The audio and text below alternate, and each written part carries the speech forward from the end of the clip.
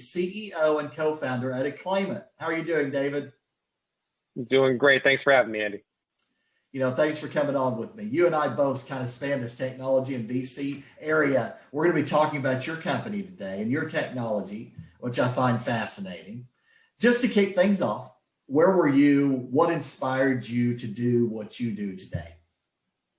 Yeah, so it's a very atypical story for VC. The actual founding of this company involves my current father-in-law, who at the time was my girlfriend's dad. You can imagine. So if you go back in time, I was a venture capitalist. I was doing technology stuff in like the early 2010s. My father-in-law was running a work comp insurance company, work comp insurance captive, and approached me with an idea for an app. And so whatever you do when your girlfriend's dad approaches you with an idea for a company is typically you say, no shot, which I did. And as soon as that happened, he wore me down. 6 months later, we decided to build an app together. A year later, I married his daughter. And now 7 years later, we have a 60-person company all together. And he never, ever lets me forget that the first thing I told him when he approached me with the idea for the business we have today was no. So that's very interesting. That story is awesome. I love that. So, in this area of technology, and VC as well, what are the top 2 or 3 mistakes to avoid based on what you've seen over the years? Yeah, great question. And I think especially in the world of technology, and we kind of talked about this a little bit, the expectations for growth, especially when you're venture funded, are pretty robust. And so the things to avoid are the things that actually will kill your growth, even though they sound like great ideas. So I think that the 2 or 3 things that I think always tend to come back to are, number one, at trying to do too much too early. Everybody thinks the way to get big is you do everything so you can sell everything and you get big, but you actually get big by doing one thing really well for a lot of people. And so I think focus is the most important thing. The second most important thing, as we've kind of gone over time, is not taking too much money, which is a really weird counterintuitive idea. But the reality is not every business can support $1 billion investment. Not every business can support a $10 million investment.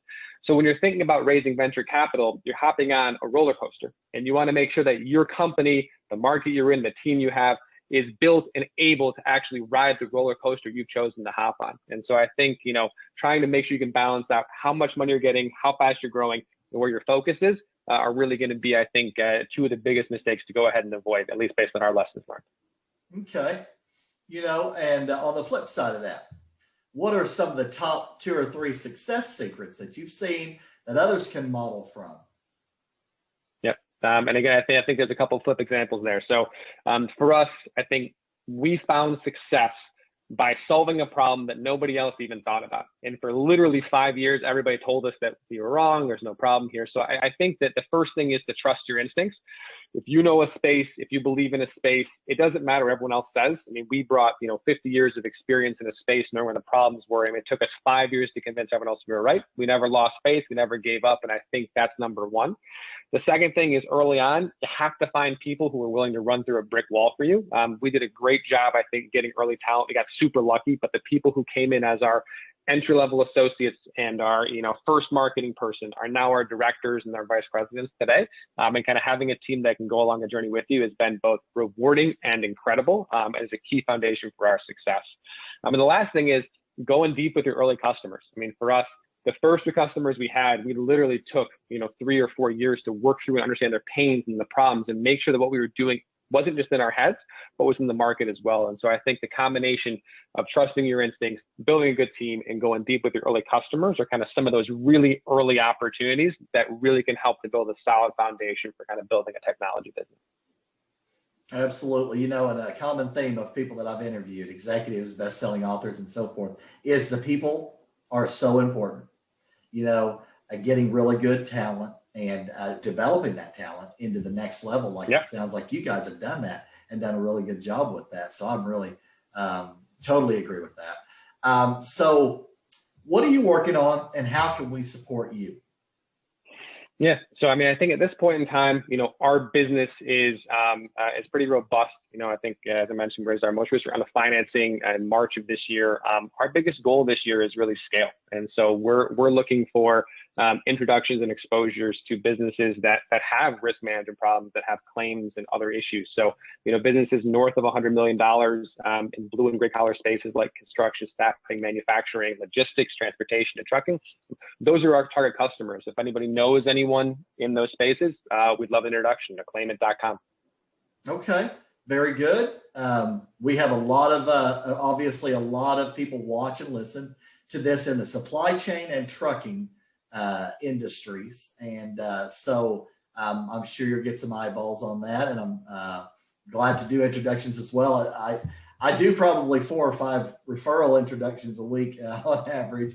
And the same thing happens for me. I believe the network and networking are extremely important. So, I'm glad to network with you as well. So in coming onto the podcast, what would you say was your overall experience in booking coming onto the show? No, I think it was great. Obviously, as we've gotten bigger, it's amazing to be able to have so many different cool people reach out and hear about us and say, "Oh, we'd love to have a conversation." And I think, in our research of you and your show and watching your videos, I think it's been great. It's a ton of fun. I love having conversations with people who are thinking about how the world is changing and what's going on next, and interviewing interesting people. It's a lot of fun to do all these. Absolutely. Well, you make a great podcast guest, so keep it up. Thanks, There's this book by Max Cardone, I think it's called the 10X Rule. And one of his rules is get on at least 10 podcasts in a year, So I've done that myself, and it gets you a lot of coverage. And I'm just going to continue on with that. What would you say as a final word of advice for others out there?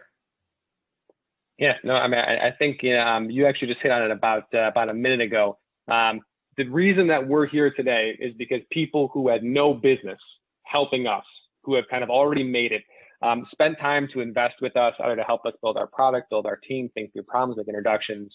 And we've taken it upon ourselves to make sure we're doing the same thing. And I think as you're thinking about how you change the world, right, about how you build businesses from nothing that you can convince investors and companies to go ahead and get on board, it really comes down to, to community. And so I think, we're a big believer and appreciative of everyone who kind of reached out to us and kind of helped us along the way. And we encourage everyone else to do the same. It's kind of part of our mantra, is making sure we kind of pay it forward always, because that's kind of how we all can kind of grow and win together. Absolutely.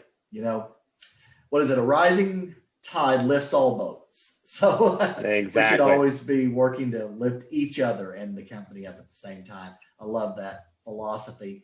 Well, I really, again, appreciate you coming on, David. It's been really fun talking with you both here and offline. Thanks, Andy. As well.